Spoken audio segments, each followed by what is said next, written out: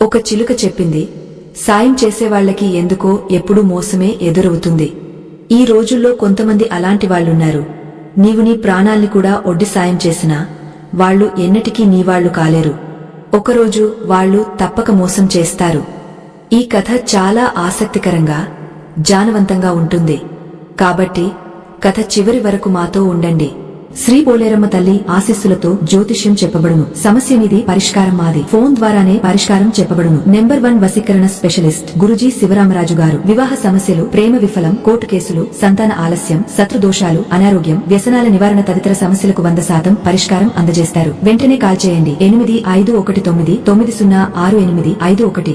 స్నేహితులారా, చాలా కాలం క్రితం రఘుపుర అనే పట్టణంలో ఒక సామ్రాట్టు రాజ్యం చేసేవాడు. ఆ రాజు ఎంతో శక్తిమంతుడు, అసాధారణ ధైర్య సాహసాలు కలిగిన యోధుడు. అతని వీరత్వం దూరదూరానికి పాకింది. మిత్రులారా, ఆ సామ్రాట్టుకి 3 కొడుకులు ఉన్నారు. వాళ్లు అందగాళ్లు, బలవంతులు, విద్యలో, శిక్షణలో నిష్ణాతులై యవ్వనంలోకి అడుగుపెట్టారు. శౌర్యం, సామర్థ్యంలో వాళ్లు తండ్రిని తలదన్నేలా ఉన్నారు. చాలాసార్లు వాళ్లు తమ తండ్రితో కలిసి రణరంగంలో యుద్ధం చేసి ప్రతిసారి విజయం సాధించారు. దీంతో వాళ్లలో కొంచెం అహంకారం పుట్టుకొచ్చింది. ఒక్కసారి ఒక మనిషిలో అహంకారం పుట్టిందంటే అతని వివేకం నాశనమవుతుంది. అప్పుడు అతను తన బుద్ధితో కాక అహంకారంతో నిర్ణయాలు తీసుకుంటాడు. స్నేహితులారా, ఆ రాజు తన 3 రాకుమారులను ఎంతో ప్రేమించేవాడు. ఏ పథకం వేసినా తన కొడుకులతో చర్చించేవాడు. ఇంట్లో చిన్నవాళ్ల మాట వినేవాళ్ల ఇంట్లో ఎన్నడూ కలహం రాదని చెబుతారు. కొన్నిసార్లు చిన్నవాళ్లు కూడా విలువైన సలహాలు ఇస్తారు. కాలం గడిచింది. 3 రాకుమారులు యవ్వనంలోకి వచ్చారు. వాళ్లకి వేటకు వెళ్లడం ఇష్టం.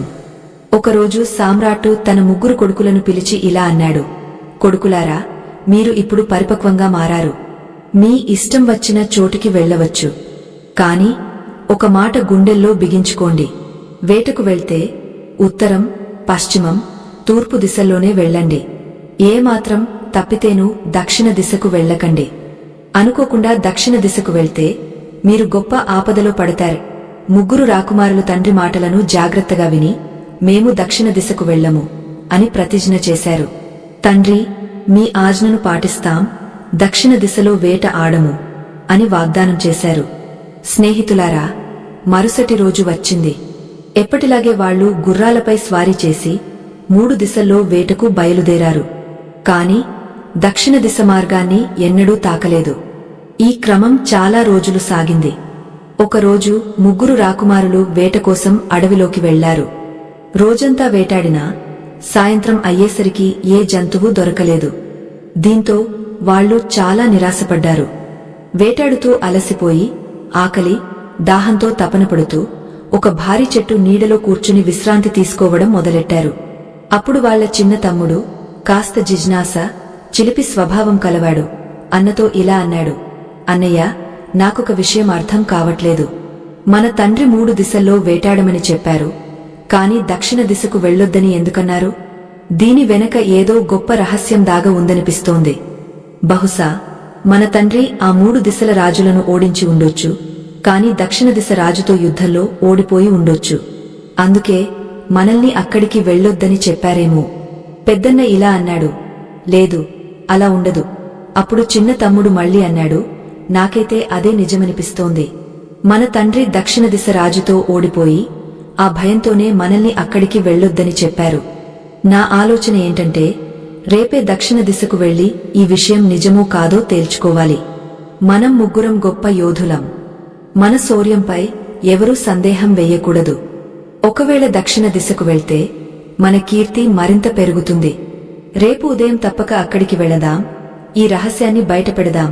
చిన్న తమ్ముడి మాటలు విని పెద్ద రాకుమారులకు కూడా బహుశా తమ తండ్రి దక్షిణ దిశ రాజుతో ఓడిపోయి ఉండొచ్చు అనిపించింది. దాంతో 3 దక్షిణ దిశకు వెళ్లడానికి సమ్మతించారు. సరే, రేపు దక్షిణ దిశకు బయలుదేరతాం అన్నారు. మరుసటి రోజు 3 రాకుమారులు అలసటతో తమ గదుల్లో నిద్రపోయారు. ఉదయం లేచి వేటకు వెళ్లే సన్నాహాలు చేసుకున్నారు. వెళ్తూ తండ్రితో ఇలా అన్నారు, తండ్రి, మేము వేటకు వెళ్తున్నాం. దూరంగా ఉన్న రాజ్యాల యువరాజులు కూడా వేటకు వస్తున్నారు.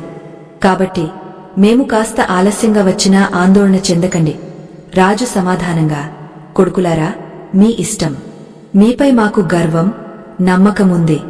కాని వీలైనంత త్వరగా తిరిగరండి అన్నాడు. అనంతరం ముగ్గురు రాకుమారులు తండ్రికి నమస్కరించి గుర్రాలపై స్వారీ చేసి వేటకు బయలుదేరారు.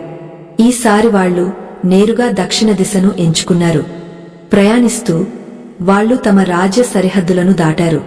అక్కడ గుర్రాలను వదిలి సాధారణ వస్త్రాలు ధరించి దక్షిణ దిశ వైపు నడిచారు. దట్టమైన అడవుల మీదుగా ముందుకు సాగారు. చాలా దూరం వచ్చాక ఒక గాజమైన అడవి ప్రాంతంలోకి చేరారు. అక్కడ దూరదూరానికి ఏ ఊరు, గ్రామమూ కనిపించలేదు. ఇప్పుడు వాళ్లకి తీవ్రమైన దాహం వేసింది. ఒక చెట్టు నీడలో కూర్చుని విశ్రాంతి తీసుకున్నారు. దాహం తీవ్రతతో వాళ్లు విలవిలలాడారు. సాయంత్రం అయ్యింది. చీకటి కమ్ముకుంది. దాహంతో తపనపడుతూ పెద్దన్న చిన్న తమ్ముడితో ఇలా అన్నాడు. చిన్నాన్నా, ఈ చెట్టెక్కి చూడు. ఎక్కడైనా ఊరు లేదా నీళ్లు దొరికే చోటు కనిపిస్తుందేమో. ఏ సరస్సో, చెరువు ఉంటే అక్కడికి వెళ్లి దాహం తీర్చుకుందాం. నీళ్లు దొరక్కపోతే మనం బతకడం కష్టం. చిన్న రాకుమారుడు అన్న మాట విని వెంటనే చెట్టెక్కి నలుదిశలా జాగ్రత్తగా చూశాడు. సరస్సు ఏదీ కనిపించలేదు. కాని దూరంగా ఒక గుడిసె కనిపించింది. అందులో ఒక దీపం వెలుగుతూ దాని స్వల్ప కాంతి స్పష్టంగా కనిపించింది. దీన్ని చూసి అతను ఆనందంతో ఊగపోయి గంతులేస్తూ కిందికి దిగి అన్నల దగ్గరికి వచ్చాడు. అన్నలు అడిగారు, ఏమైంది? ఏం చూశావు? ఇంత సంతోషంగా ఉన్నావు? చిన్న తమ్ముడు ఇలా అన్నాడు. అన్నయ్య, కొంచెం దూరంలో ఒక గుడిసె కనిపించింది. అందులో దీపం వెలుగుతోంది. అక్కడికి వెళ్తే మనకు నీళ్లు దొరికే అవకాశముంది. చిన్న తమ్ముడి మాటలు విని ఇద్దరు అన్నలు ఎంతో సంతోషించి అతనితో ఆ దిశగా నడిచారు. కొంత సమయం తర్వాత వాళ్లు ఆ గుడిసె దగ్గరికి చేరారు. అక్కడ చూస్తే గుడిసె పక్కన ఒక బావి కనిపించింది. బావిని చూసి వాళ్లు హర్షించారు. ఎందుకంటే ఇప్పుడు నీళ్లు దొరికే ఆశ కనిపించింది. కాని బావిలోకి చూస్తే నీళ్లు చాలా లోతులో ఉన్నాయి. పక్కన ఒక బకెట్ ఉంది. కాని తాడు లేదు. ఇప్పుడు ముగ్గురు రాకుమారులు ఆలోచించసాగారు. నీళ్లు దొరికాయి, కాని తాడు లేకుండా పైకి ఎలా తీసుకొస్తాం? నీళ్లు దొరకపోతే మన ప్రాణాలు పోతాయి. అప్పుడు పెద్దన్న చిన్న తమ్ముడితో ఇలా అన్నాడు. నీవు ఈ గుడిసెలోకి వెళ్లి చూడు. ఎవరి దగ్గరైనా తాడు ఉందేమో. బయట బావి ఉంటే లోపల తాడు కూడా ఉండే ఉంటుంది. వెళ్లి తాడు అడిగ తీసుకొచ్చు. ఇద్దరు అన్నలు అక్కడే ఉండగా చిన్న రాకుమారుడు గుడిసె తలుపు దగ్గరికి వెళ్లాడు. తలుపు తట్టి ఇలా అరిచాడు. లోపల ఎవరైనా ఉన్నారా? మాకు తాడు ఇవ్వండి, ఈ బావి నుండి నీళ్లు తీసుకోవడానికి. మేము ముగ్గురం సోదరులం, చాలా దాహంతో ఉన్నాం. నీళ్లు దొరకపోతే మా ప్రాణాలు పోతాయి. అతను అరిచిన వెంటనే లోపల నుండి ఒక అత్యంత అందమైన యువతి బయటకు వచ్చింది. రాకుమారుడు రెండు చేతులు జోడించి విన్నవించాడు. ఓ దేవి, మేము చాలా దాహంతో ఉన్నాం. నా ఇద్దరు అన్నలు బావి దగ్గర కూర్చుని ఉన్నారు. అక్కడ బకెట్ ఉంది, కాని తాడు లేదు. మీ దగ్గర తాడు ఉంటే దయచేసి ఇవ్వండి. ఇది మీ గొప్ప ఉపకారం అవుతుంది. ఆ యువతి అత్యంత సౌందర్యవతి. చిన్న రాకుమారుడు కూడా అసాధారణ అందగాడు.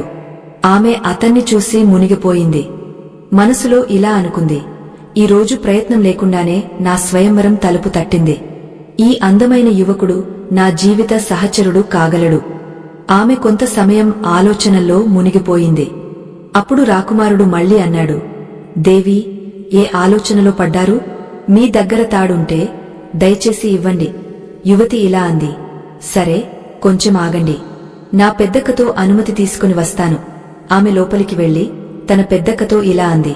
అక్క, బయట ఒక యువకుడు నిలబడ్డాడు. రాకుమారుడిలా కనిపిస్తున్నాడు. తాడు అడుగుతూ చాలా దాహంతో ఉన్నాడు. ఈ మాట విని పెద్దక్క కూడా బయటకు వచ్చి ఆ రాకుమారుడిని చూసింది. రాకుమారుడు మళ్లీ విన్నవించాడు. మీరు తాడు ఇస్తే బావి నుండి నీళ్లు తీసుకోవడానికి సాయపడుతుంది. మేము ముగ్గురం దాహంతో తపన పడుతున్నాం. దయచేసి సాయం చేయండి.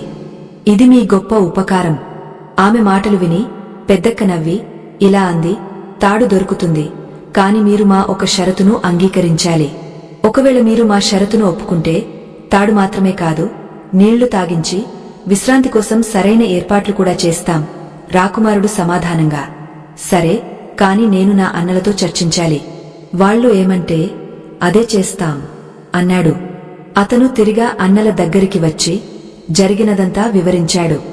అన్నలు, నీళ్లు దొరకొచ్చు, కాని ఆ యువతులు ఒక షరతు పెట్టారు.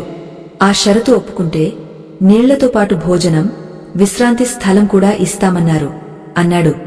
ముగ్గురు దాహంతో తీవ్రంగా తపన పడుతున్నారు. ఆ క్షణంలో వాళ్లకు ప్రాణాలు కాపాడుకోవడం ముఖ్యంగా అనిపించింది.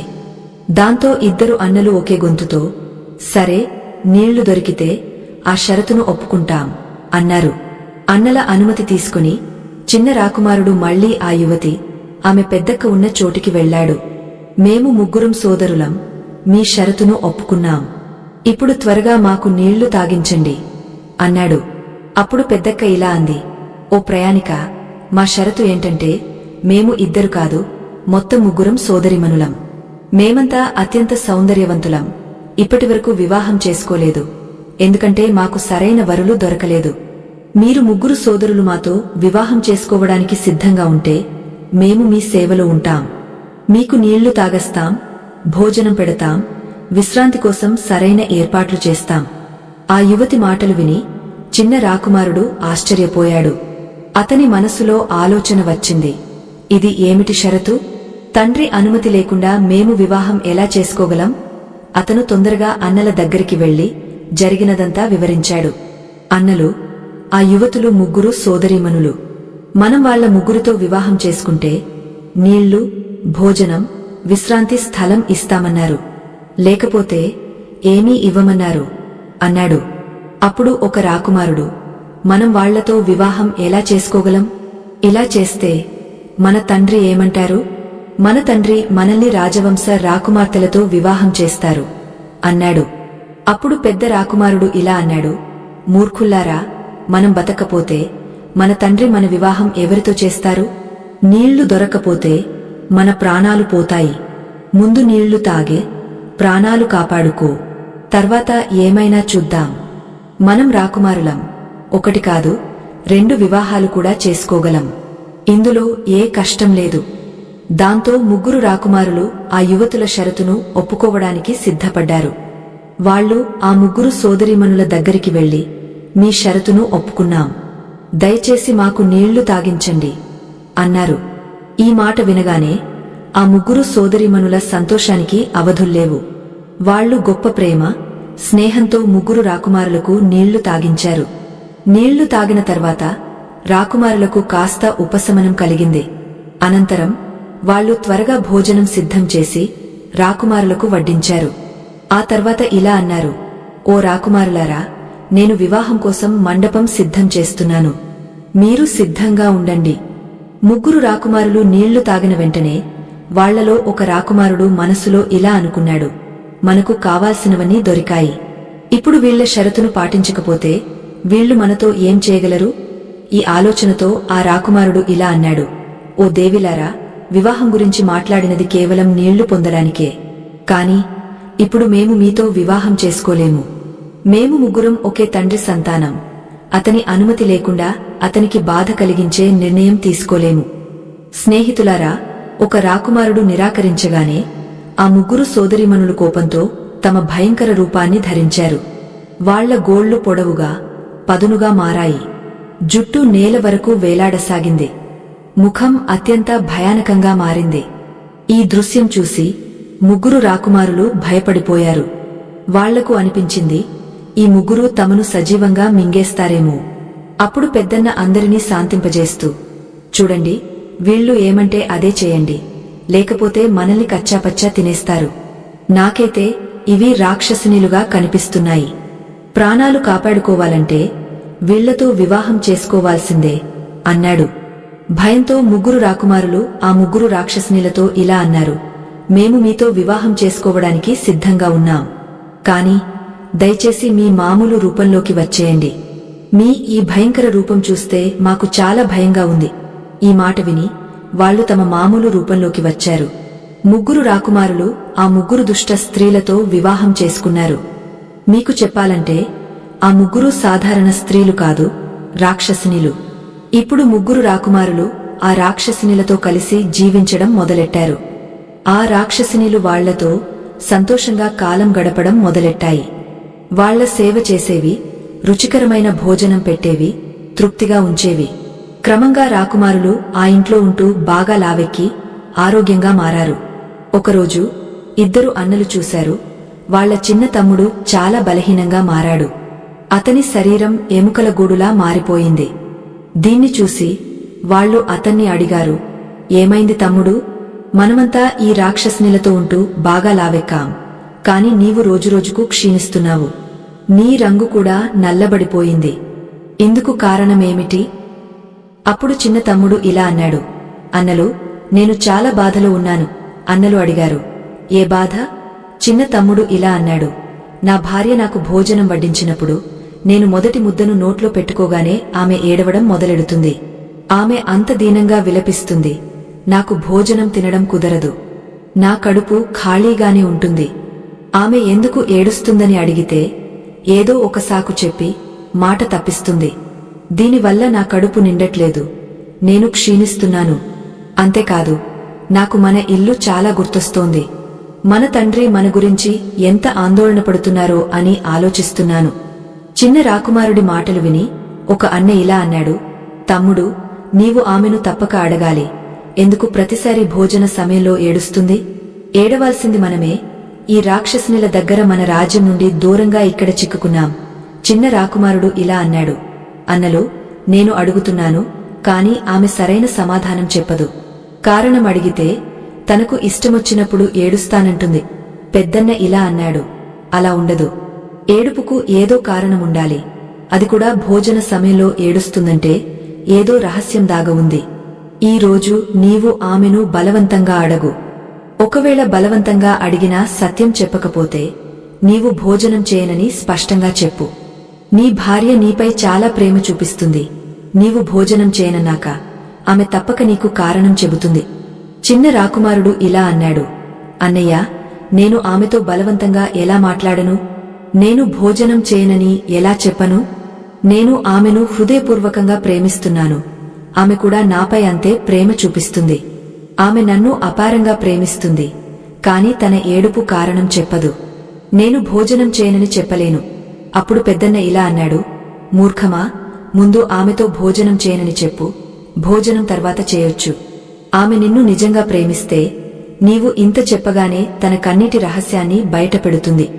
స్నేహితులారా, చిన్న రాకుమారుడు తన భార్య దగ్గరికి వెళ్లాడు. ఆమె భోజన థాలి తీసుకొచ్చింది. అతను భోజనం కోసం కూర్చుని మొదటి ముద్దను తీసుకోగానే ఆమె, అంటే ఆ రాక్షసిని, విలపించడం మొదలెట్టింది. దీన్ని చూసి చిన్న రాకుమారుడు తన చేతిని వెనక్కి తీసుకుని ఇలా అన్నాడు, ఓ ప్రియా, నేను నిన్ను హృదయపూర్వకంగా ప్రేమిస్తున్నాను. ఈ రోజు నీవు తప్పక చెప్పాలి. నేను భోజనం చేసే ప్రతిసారి ఎందుకు గుండెలు పగలేలా ఏడుస్తావు? దీని కారణమేమిటి? ఏమైనా బాధ ఉందా? ఈ రహస్యాన్ని నీవు నాకు చెప్పాల్సిందే.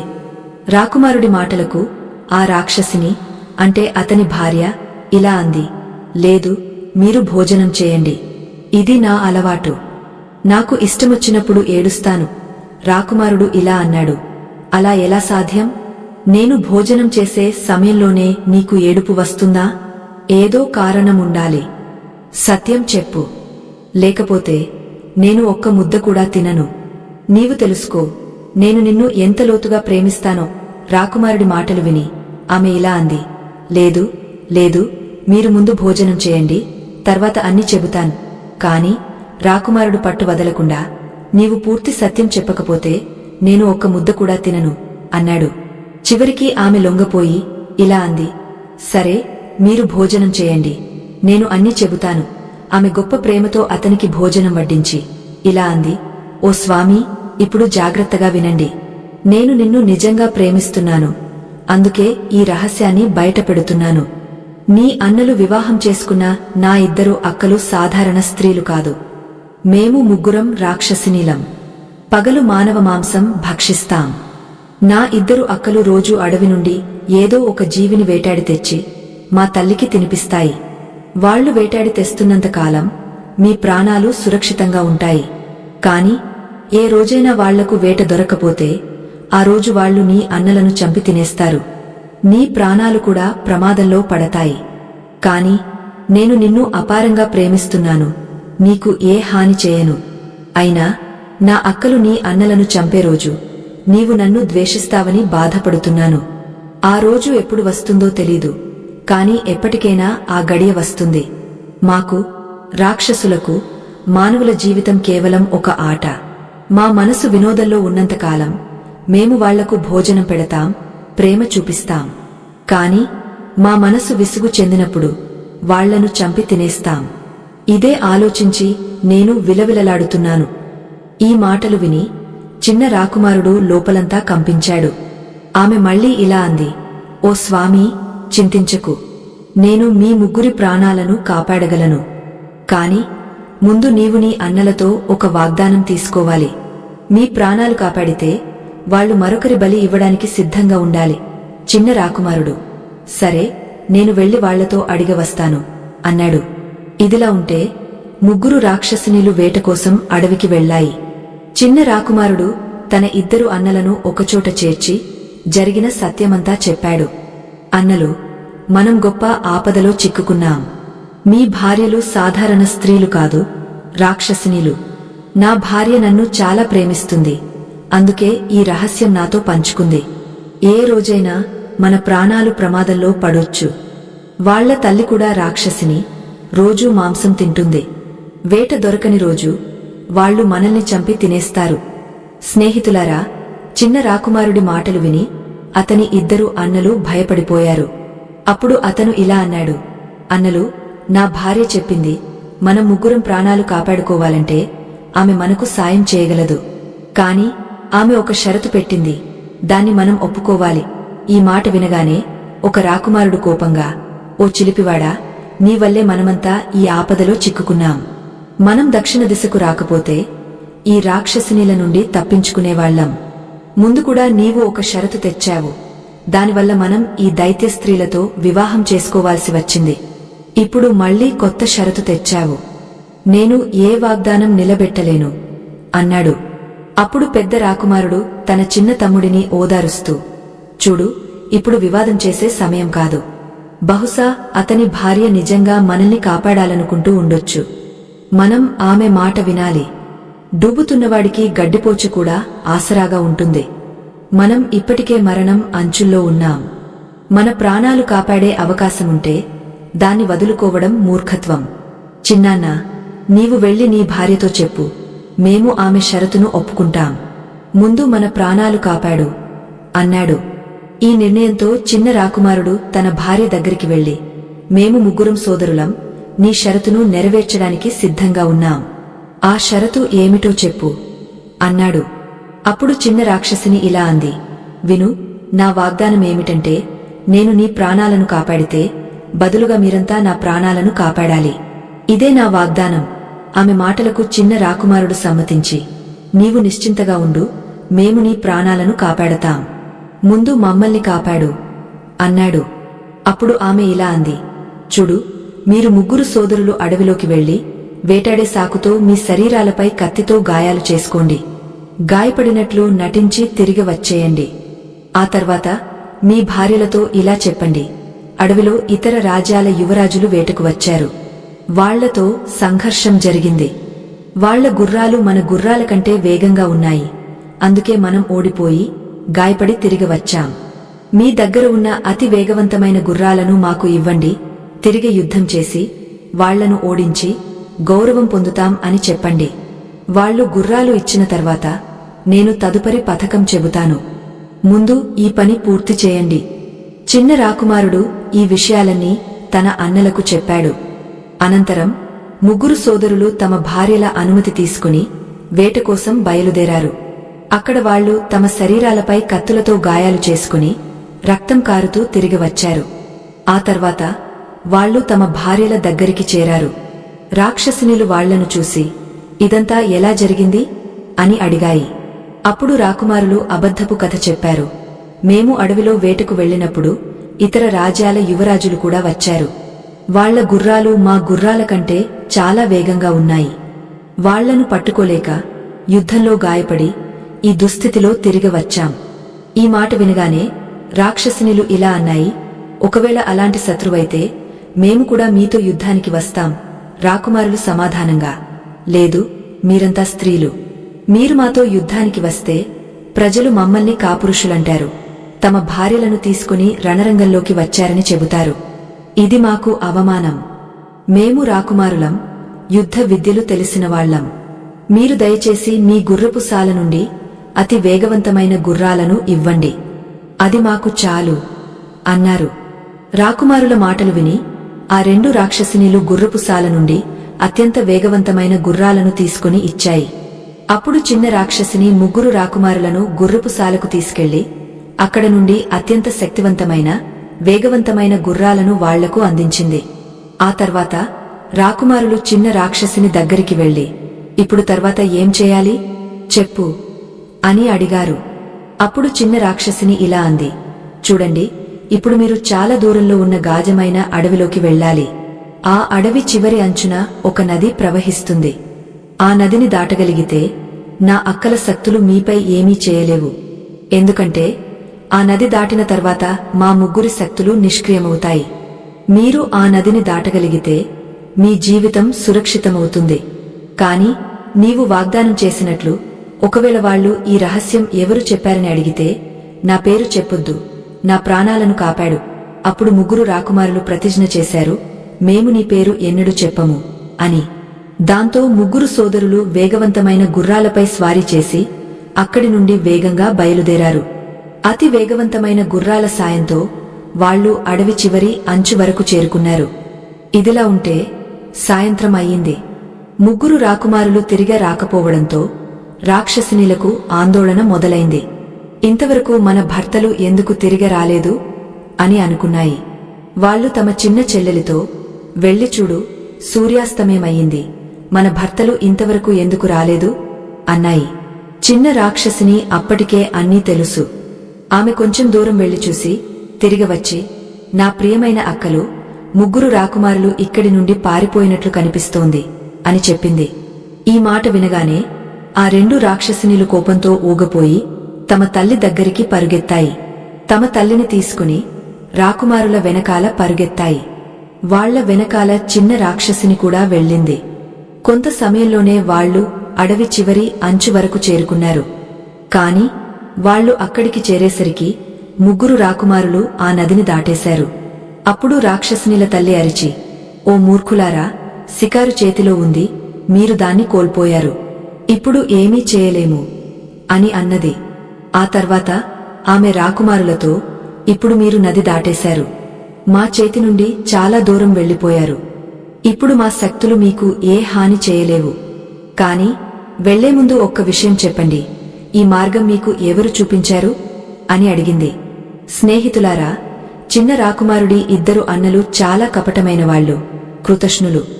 వాళ్లు ఆలోచించారు, మనం ఇప్పుడు సురక్షితంగా ఉన్నాం, ఇప్పుడు సత్యం చెప్పేద్దాం అని. వాళ్లు చెప్పబోతుండగా చిన్న తమ్ముడు సైగలతో, అన్నలు, ఈ రహస్యం చెప్పొద్దు. మనం ఆ చిన్న చెల్లెలికి వాగ్దానం చేశాం. ఆమెనే మన ప్రాణాలను కాపాడింది. ఇప్పుడు మన ధర్మం ఏంటంటే ఆమె జీవితాన్ని కాపాడాలి. మనం ఆమె పేరు చెప్పితే వాళ్లు ఆమెను చంపేస్తారు అని చెప్పాడు. కాని స్నేహితులారా, చెప్పినట్లు నీచులు ఎన్నడూ తమ నీచత్వాన్ని వదలరు. ఆ 2 అన్నలు చాలా నిర్దయులు. వాళ్లు చిన్న తమ్ముడి మాటలను పట్టించుకోకుండా, ఓ తమ్ముడు, ఇప్పుడు మన ప్రాణాలు కాపాడబడ్డాయి, నీవు ఏమైనా అవు, నీ భార్య చనిపోతే మాకు ఏం ఫరకపడుతుంది, ఆమె కూడా రాక్షసినిలలో ఒకరే కదా అని అన్నారు. చిన్న తమ్ముడు ఎన్నిసార్లు వేడుకున్నా ఈ రహస్యం చెప్పొద్దు అని బతిమాలినా వాళ్లు వినలేదు.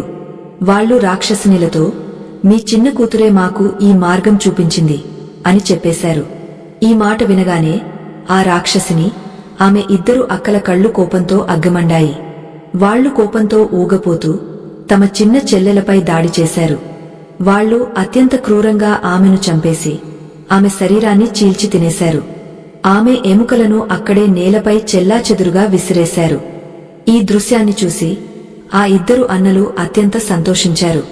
కాని చిన్న తమ్ముడు, ఆమె భర్త అక్కడే కూర్చుని దీనంగా విలపించసాగాడు. ఇద్దరు అన్నలు అతన్ని ఓదార్చడానికి ప్రయత్నిస్తూ, పిచ్చివాడా, నీవు ఎందుకు బాధపడుతున్నావు? ఆమె మనకు ఎవరు? ఆమె కూడా రాక్షసినే కదా.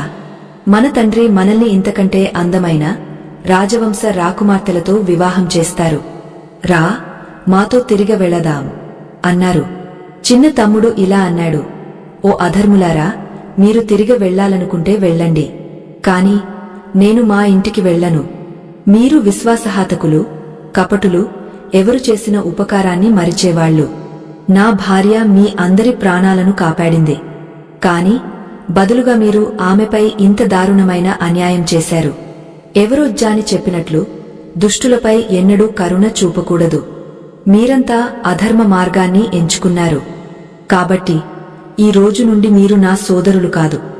జానులు చెబుతారు, కొన్ని రకాల వ్యక్తులను ఎన్నడూ నమ్మకూడదు, ప్రాణాలు పోయినా సరే. మొదటిది ధనం పట్ల అత్యాశ కలవాళ్లు.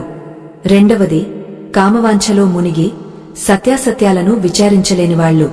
మూడవది ఎవరితోనైనా పాత శత్రుత్వముండి అవకాశం దొరికినప్పుడు పగ తీర్చుకునేవాళ్లు. అలాంటి వాళ్లు నీమం చెట్టు లాంటివాళ్లు. నీమం చెట్టు మూలంలో ఎంత అమృతం పోసినా అది తీపిని ఇవ్వదు.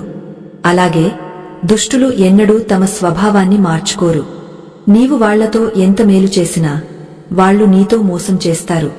స్నేహితులారా, ఆ చిన్న రాకుమారుడిని అన్నలు ఎంతగా ఒప్పించడానికి ప్రయత్నించినా అతను వాళ్లతో తిరిగి వెళ్లడానికి సిద్ధపడలేదు. అతను అక్కడే నది ఒడ్డున కూర్చుని తన ప్రియమైన భార్య మరణంపై విలపిస్తూ ఉండిపోయాడు. కొంత సమయం తర్వాత 2 రాక్షసినీలు వాళ్ల తల్లి అక్కడి నుండి వెళ్లిపోయాయి. వాళ్లంతా వెళ్లిపోయాక చిన్న రాకుమారుడు తన గుర్రంపై స్వారీ చేసి మళ్లీ ఆ నది దాటి తన భార్య ఎముకలు మాత్రమే మిగిలిన చోటికి చేరుకున్నాడు. అతను తన భార్యను అపారంగా ప్రేమించాడు. ఆమె వియోగంలో విచారంతో విలవిలలాడాడు. అతను ఏం చేశాడంటే తన భార్య ఎముకలతో ఒక చితిని నిర్మించాడు.